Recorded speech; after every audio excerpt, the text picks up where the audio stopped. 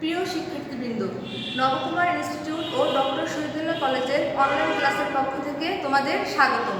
আমি অনুরূপা দাস, প্রভাষক উৎপাদন ব্যবস্থাপনা ও বিপণন। আজ আমি তোমাদের উৎপাদন ব্যবস্থাপনা ও বিপণন দ্বিতীয় পত্রের ষষ্ঠ অধ্যায় সম্বন্ধে কিছু আলোচনা করব। ষষ্ঠ অধ্যায়ের নাম পণ্য বন্টন প্রণালী। এখান থেকে আমরা যে প্রশ্নগুলো জানবো, প্রথমে হচ্ছে কি পণ্য বন্টন প্রণালী কি, বন্টন প্রণালীর প্রকারভেদ, ভোগ্য পণ্যের বন্টন প্রণালী শিল্প পণ্যের বন্টন প্রণালীর চেয়ে দীর্ঘ হয় কেন, 4 নম্বর হচ্ছে মধ্যস্থ ব্যবসায়ী কে, 5 নম্বর মধ্যস্থ ব্যবসায়ীর প্রকারভেদ। প্রথমেই আমরা জানবো বন্টন প্রণালী কি। যে ব্যবস্থা বা পদ্ধতির মাধ্যমে উৎপাদকের উৎপাদিত পণ্য চূড়ান্ত ভোক্তার কাছে পৌঁছানো হয় তাকে বলা হয় বন্টন প্রণালী। কি বললাম, আবারও শোনো। যে ব্যবস্থা বা পদ্ধতির মাধ্যমে উৎপাদকের উৎপাদিত পণ্য চূড়ান্ত ভোক্তার কাছে পৌঁছানো হয় তাকে বলা হয় বন্টন প্রণালী। মূলত বন্টন প্রণালী হলো পণ্য ভোক্তার কাছে পৌঁছানোর একটা মাধ্যম বা পথ। বিভিন্ন মাধ্যমে একজন উৎপাদনকারী তার উৎপাদিত পণ্য ভোক্তার কাছে পৌঁছাতে পারে। এই মাধ্যমগুলো হতে পারে এজেন্ট, পাইকার, খুচরা ব্যবসায়ী। এরপরে খুচরা ব্যবসায়ীর কাছ থেকে এই পণ্যগুলা ভোক্তারা ক্রয় করে থাকে। যেমন কোয়ালিটি নামে একটা কোম্পানি তাদের লন্ড্রি বা প্রসাধনী সামগ্রী উৎপাদন করে থাকে। তার এই উৎপাদিত পণ্য বাংলাদেশের বিভিন্ন জায়গায় ভোক্তারা যেন এই পণ্যটি ক্রয় করতে পারে, তার জন্য তারা কিছু এজেন্ট বা পরিবেশক নিয়োগ দেয়। এই এজেন্ট বা পরিবেশকের কাছ থেকে পাইকারি ব্যবসায়ীরা অনেক পণ্য ক্রয় করে থাকে এবং ওই পাইকারি ব্যবসায়ীরা খুচরা ব্যবসায়ীর কাছে পণ্যটি বিক্রয় করে থাকে। তখন খুচরা ব্যবসায়ীর কাছ থেকে ভোক্তারা পণ্যটি ক্রয় করে থাকে। এইভাবে কোয়ালিটি কোম্পানি সারা দেশ জুড়ে তাদের পণ্যটি ভোক্তাদের কাছে পৌঁছে দেওয়ার ব্যবস্থা করে। তাহলে আমরা কি বলতে পারি, বন্টন প্রণালী হচ্ছে কি, যে ব্যবস্থা বা পদ্ধতির মাধ্যমে উৎপাদকের উৎপাদিত পণ্য চূড়ান্ত ভোক্তার কাছে পৌঁছানো হয় তাকে বলা হয় বন্টন প্রণালী। একটা বন্টন প্রণালীর মডেল কি হতে পারে, ফার্স্ট হচ্ছে উৎপাদক, অর্থাৎ যে উৎপাদন করে।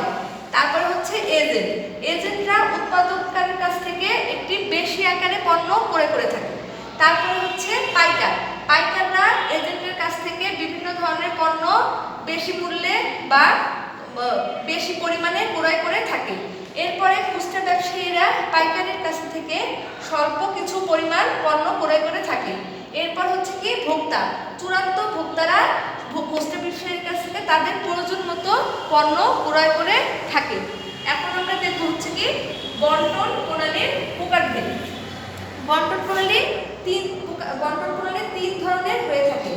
এক হচ্ছে ভোগ্য পণ্যের বন্টন প্রণালী, 2 হচ্ছে শিল্প পণ্যের বন্টন প্রণালী, 3 হচ্ছে সেবা পণ্যের বন্টন প্রণালী।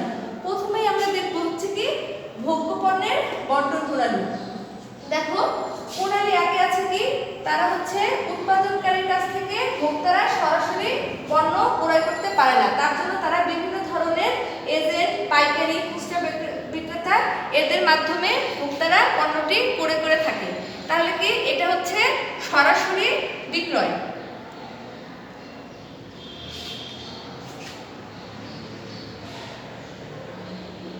এরপরে প্রণালী 2তে হচ্ছে কি উৎপাদনকারীর কাছ থেকে খুচরা বিক্রেতা ক্রয় করে থাকে, তারপর ওখান থেকে ভোক্তারা পেয়ে থাকে। প্রণালী 3-এ হচ্ছে উৎপাদনকারী, তারপরে পাইকারি ব্যবসায়ী, তারপরে হচ্ছে খুচরা বিক্রেতা, 4 নম্বরে হচ্ছে ভোক্তা। আর প্রণালী 4-এ হচ্ছে প্রথমে হচ্ছে উৎপাদনকারী, তারপরে হচ্ছে এজেন্ট, তারপরে হচ্ছে পাইকারি ব্যবসায়ী, তারপরে খুচরা বিক্রেতা, এরপরে চূড়ান্ত ভোক্তারা তাদের পণ্যটি ক্রয় করে থাকে। এটা হচ্ছে কি ভোগ্য পণ্যের বন্টন প্রণালী। এরপরে হচ্ছে শিল্প পণ্যের বন্টন প্রণালী। শিল্প পণ্যের বন্টন প্রণালীতে প্রণালী 1 হচ্ছে উৎপাদনকারী এবং শিল্প ক্রেতা, 2 হচ্ছে উৎপাদনকারী, শিল্প পরিবেশক, তারপরে হচ্ছে শিল্প ক্রেতা, 3 হচ্ছে উৎপাদনকারীর প্রতিনিধি, এরপরে হচ্ছে শিল্পক্রেতা। শিল্পক্রেতারা উৎপাদনকারীর প্রতিনিধি থেকে পণ্য ক্রয় করে থাকে। 4 নম্বর হচ্ছে উৎপাদনকারীর প্রতিনিধি, শিল্প পরিবেশক এবং শিল্পক্রেতা। তার মানে হচ্ছে কি, উৎপাদনকারী প্রথমে হচ্ছে উৎপাদনকারীর প্রতিনিধির কাছে বিক্রয় করে, উৎপাদনকারীর প্রতিনিধির থেকে শিল্প পরিবেশকরা ক্রয় করে থাকে এবং শিল্প পরিবেশকের কাছ থেকে ফাইনালি শিল্প ক্রেতারা পণ্যটি ক্রয় করে থাকে। এরপরে আমরা দেখব হচ্ছে কি সেবা পণ্যের বন্টন প্রণালী। সেবা পণ্যের বন্টন প্রণালী খুবই সংক্ষিপ্ত আকারের হয়ে থাকে। এক হচ্ছে প্রণালী 1-এ উৎপাদনকারী এবং শিল্প ক্রেতা বা ভোক্তা। যেমন সেবা হচ্ছে কি, যা মানুষের অভাব মেটাতে সক্ষম কিন্তু সেটা তা দেখা যায় না বা স্পর্শ করা যায় না, তাই হচ্ছে সেবা। যেমন ডাক্তারি সেবা কি, ডাক্তার এবং শুধু রোগী থাকে, এর জন্য হচ্ছে কি উৎপাদনকারী বা শিল্প ক্রেতা এবং ভোক্তা। এবং প্রণালী 2-তে আছে উৎপাদনকারী প্রতিনিধি এবং শিল্প ক্রেতা বা ভোক্তা। এই দুইটার মধ্যে শুধু কি থাকে, প্রতিনিধি। বন্টন প্রণালীর 3টি প্রকারভেদের মধ্যে সেবা পণ্যের বন্টন প্রণালী হচ্ছে সবচেয়ে ক্ষুদ্র বা সংক্ষিপ্ত। এখন আমরা দেখব ভোগ্য পণ্যের বন্টন প্রণালী শিল্প পণ্যের বন্টন প্রণালীর চেয়ে দীর্ঘ হয় কেন। এখানে প্রথমে দেখা হচ্ছে ভোগ্য পণ্যের বন্টন প্রণালী এবং শিল্প পণ্যের বন্টন প্রণালীর আকারেই দেখা যাচ্ছে ছোট এবং বড়। যেমন এখানে হচ্ছে উৎপাদনকারী, এজেন্ট, পাইকার, খুচরা ব্যবসায়ী এবং ভোক্তা 5টা মাধ্যমে উৎপাদনকারী থেকে পণ্য ভোক্তার কাছে পৌঁছায়। আর এখানে হচ্ছে উৎপাদনকারীর প্রতিনিধি, শিল্প পরিবেশক এবং শিল্প ক্রেতা 4টা মাধ্যম পার করে উৎপাদনকারীর উৎপাদিত পণ্য শিল্প ক্রেতার কাছে পৌঁছে থাকে। তাহলে কি আপাত দৃষ্টিতে আমরা প্রথমে দেখতে পাচ্ছি এটা হচ্ছে 5টা মাধ্যমে এবং এটা হচ্ছে 4টা মাধ্যমে ভোক্তার কাছে পণ্য পৌঁছানো হয়ে থাকে। এখন কি কারণে ভোগ্য পণ্যের বন্টন প্রণালী শিল্প পণ্যের বন্টন প্রণালীর চেয়ে দীর্ঘ হয়? কারণগুলো হচ্ছে ভোক্তার সংখ্যা। প্রথমে আমরা জানবো ভোক্তার সংখ্যা। চূড়ান্ত ভোক্তা সাধারণত বেশি হয়ে থাকে, এর জন্য ভোগ্য পণ্য চূড়ান্ত ভোক্তারা বেশি পরিমাণে ক্রয় করে থাকে। এই ভোক্তারা দেশের বিভিন্ন জায়গায় ছড়িয়ে ছিটে থাকে, এর জন্য তোমার ভোগ্য পণ্যের বন্টন প্রণালী দীর্ঘ হয়ে থাকে। কিন্তু শিল্প পণ্যের বন্টন প্রণালী কেন কম হয়, তার কারণ হচ্ছে যারা শিল্প প্রতিষ্ঠানের কাজ করে, যারা পুনরায় কোনো পণ্য উৎপাদন করে থাকে, তাদের সংখ্যা খুবই কম হয়ে থাকে। এজন্য তোমার শিল্প পণ্যের বন্টন প্রণালী দীর্ঘ না হয়ে সংক্ষিপ্ত আকারের হয়ে থাকে। এরপরে হচ্ছে কি ক্রেতার অবস্থান হচ্ছে কি খুচরা ব্যবসায়ীর কাছ থেকে ক্রেতারা বা চূড়ান্ত ভোক্তারা পণ্য ক্রয় করে থাকে। খুচরা ব্যবসায়ীরা মূলত ভোক্তাদের আশেপাশেই দোকান থাকে, এর জন্য তারা যে কোনো সময় যে কোনোভাবে খুচরা ব্যবসায়ীর কাছ থেকে তাদের কাঙ্ক্ষিত পণ্যটি ক্রয় করতে পারে। কিন্তু শিল্প ক্রেতা যে কোনো সময় সব সময় তোমার পণ্যটি ক্রয় করতে পারে না, তাদের ওই পণ্যটি কেনার সময় বিভিন্ন ধরনের চিন্তা ভাবনা করে পণ্যটি ক্রয় করে থাকে। এর জন্যই ভোগ্য পণ্যের বন্টন প্রণালী শিল্প পণ্যের বন্টন প্রণালীর চেয়ে দীর্ঘ হয়ে থাকে। এরপর দেখবো হচ্ছে কি ক্রেতার ধরনটা কি। ভোগ্য পণ্য মূলত ভোক্তারা বিভিন্ন ধরনের পণ্য ক্রয় করে থাকে। এই ভোগ্য পণ্যের ভোক্তারা সব সময় পণ্যটি ক্রয় করে থাকে, কিন্তু শিল্প পণ্যের ক্রেতারা বছরে একবার বা 6 মাসে একবার তাদের পণ্য ক্রয় করে থাকে। এরপর হচ্ছে কি ক্রয়ের পরিমাণ হচ্ছে কি ভোগ্য পণ্যের ভোক্তারা তারা প্রতিনিয়ত পণ্যটি ক্রয় করে থাকে, তার জন্য তারা অল্প পরিমাণে পণ্যটি বারবারই ক্রয় করে থাকে। আর শিল্প পণ্যের ক্রেতারা তাদের পণ্যটি অনেক যাচাই বাছাই করে বেশিবার যেন ইউজ করা যায় তার জন্য পণ্যটি ক্রয় করে থাকে। এরপর হচ্ছে সময় এবং প্রচেষ্টা।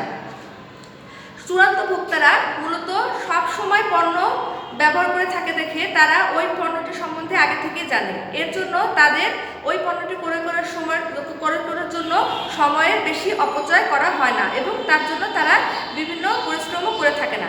কিন্তু শিল্প ক্রেতারা তাদের পণ্যটি অনেক যাচাই বাছাই করে অনেক কার্যক্রম করে বিভিন্ন ধরনের পণ্যটি ক্রয় করে থাকে। এরপর হচ্ছে কি লেনদেনের আকার। চূড়ান্ত ভোক্তারা অল্প পরিমাণে বারে বারে পণ্যটি ক্রয় করে থাকে, কিন্তু শিল্প ক্রেতারা একবারে বেশি পরিমাণে পণ্যটি ক্রয় করে থাকে যেন তারা অনেক বছর ধরে ওই পণ্যটি ব্যবহার করতে পারে। এই বিভিন্ন কারণে ভোগ্য পণ্যের বন্টন প্রণালী শিল্প পণ্যের বন্টন প্রণালীর চেয়ে দীর্ঘ হয়ে থাকে। এখন আমরা দেখব হচ্ছে কি মধ্যস্থ ব্যবসায়ী কে। যে ব্যক্তি বা প্রতিষ্ঠান উৎপাদকের উৎপাদিত পণ্য চূড়ান্ত ভোক্তার কাছে পৌঁছে দেয় তাকে বলা হয় মধ্যস্থ ব্যবসায়ী। এখন দেখো বন্টন প্রণালী আমরা বলেছিলাম যে ব্যবস্থা বা পদ্ধতির সাহায্যে, যে ব্যবস্থা বা পদ্ধতির সাহায্যে উৎপাদকের উৎপাদিত পণ্য চূড়ান্ত ভোক্তার কাছে পৌঁছানো হয় তাকে বলা হয় বন্টন প্রণালী। আর মধ্যস্থ ব্যবসায়ী কি? মধ্যস্থ ব্যবসায়ী হচ্ছে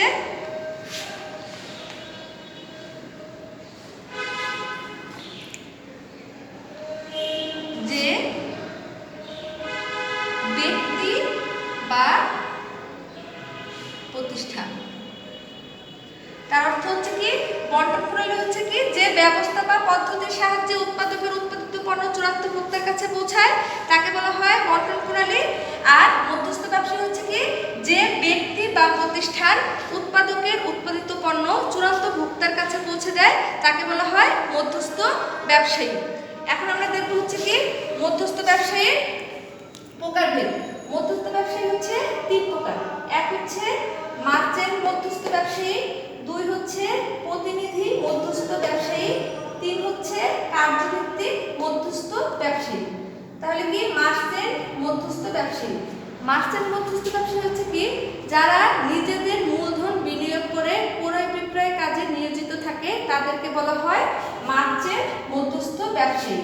এর প্রকারভেদ হচ্ছে আবার দুই প্রকার। এক হচ্ছে পাইকারি, দুই হচ্ছে খুচরা ব্যবসায়ী। পাইকারি ব্যবসায়ী কাদের বলা হয়? যারা উৎপাদনকারীর কাছ থেকে বেশি পরিমাণে পণ্য ক্রয় করে খুচরা ব্যবসায়ীর কাছে পণ্য বিক্রয় করে থাকে তাকে বলা হয় পাইকারি ব্যবসায়ী। আর খুচরা ব্যবসায়ী কাকে বলে? যারা অল্প পরিমাণে পাইকারি ব্যবসায়ীর কাছ থেকে পণ্য ক্রয় করে চূড়ান্ত ভোক্তার কাছে পণ্যটি বিক্রয় করে থাকে তাকে বলা হয় খুচরা ব্যবসায়ী।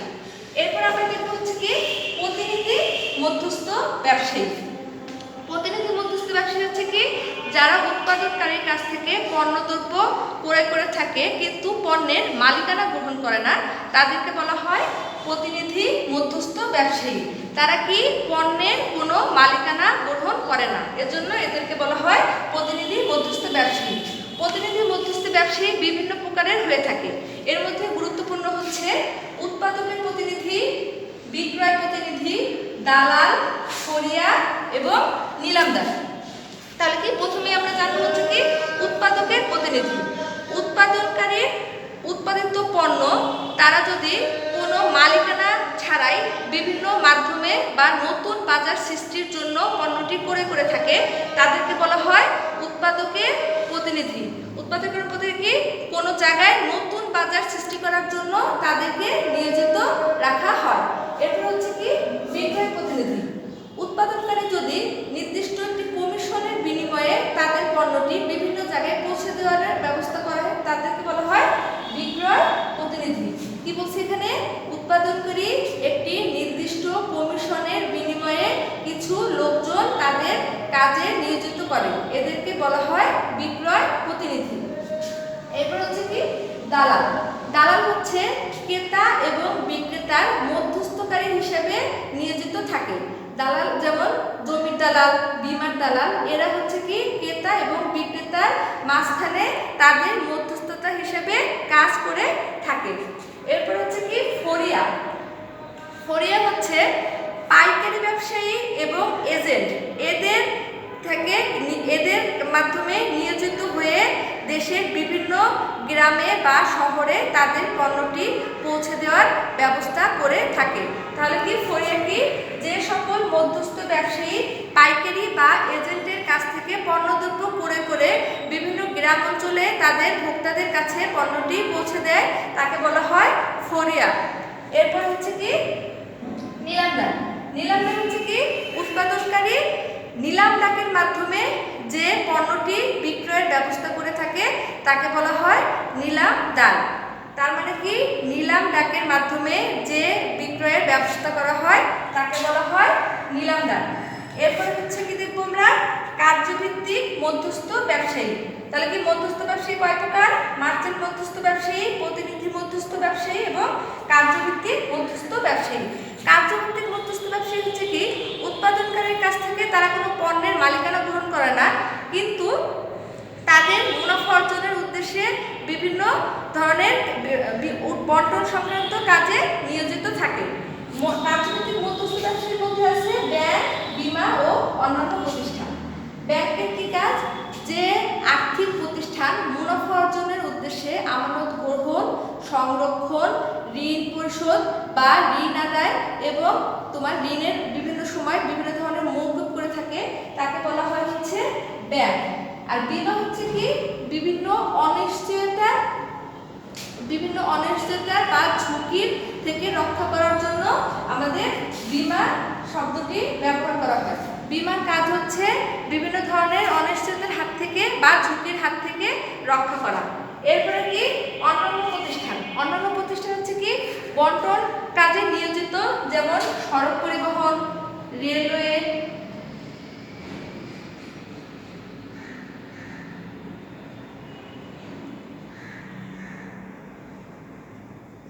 এরা বন্টন সংক্রান্ত কাজে নিয়োজিত থাকে। তাহলে আমরা কি দেখলাম এই অধ্যায় থেকে? বন্টন প্রণালী কি, বন্টন প্রণালীর প্রকারভেদ, ভোগ্যপণ্যের বন্টন প্রণালী, শিল্প পণ্যের বন্টন যে দীর্ঘ হয় কেন, মধ্যস্থ ব্যবসায়ীকে এবং মধ্যস্থ ব্যবসায়ীর প্রকারভেদ। এখন এই অধ্যায় থেকে তোমরা যে উদ্দীপকটা অ্যাসাইনমেন্ট হিসেবে করবে সেটা হচ্ছে জনাব এক্স চাঁপাইনবাবগঞ্জের ফরিয়াদের মাধ্যমে হিমসাগর আম সংগ্রহ করে ঢাকার খুচরা ব্যবসায়ীদের নিকট বিক্রয় করেন। তিনি কাঁচা পাকা ও ছোট বড় আম বাছাই না করে প্রতি মণ 1200 টাকা দরে বিক্রয় করেন। যদিও ভালো মানের হিমসাগর আম প্রতি মণ 2200 টাকায় বিক্রয় করা সম্ভব ছিল, হিমসাগর আমের উপযুক্ত মূল্য না পেয়ে তিনি আর্থিকভাবে ক্ষতিগ্রস্ত হন। তাহলে কি প্রথম ক নাম্বার হচ্ছে কি বন্টন প্রণালী কি, খ নাম্বার ভোগ্য পণ্যের বন্টন প্রণালী শিল্প পণ্যের বন্টন প্রণালীর চেয়ে দীর্ঘ হয় কেন?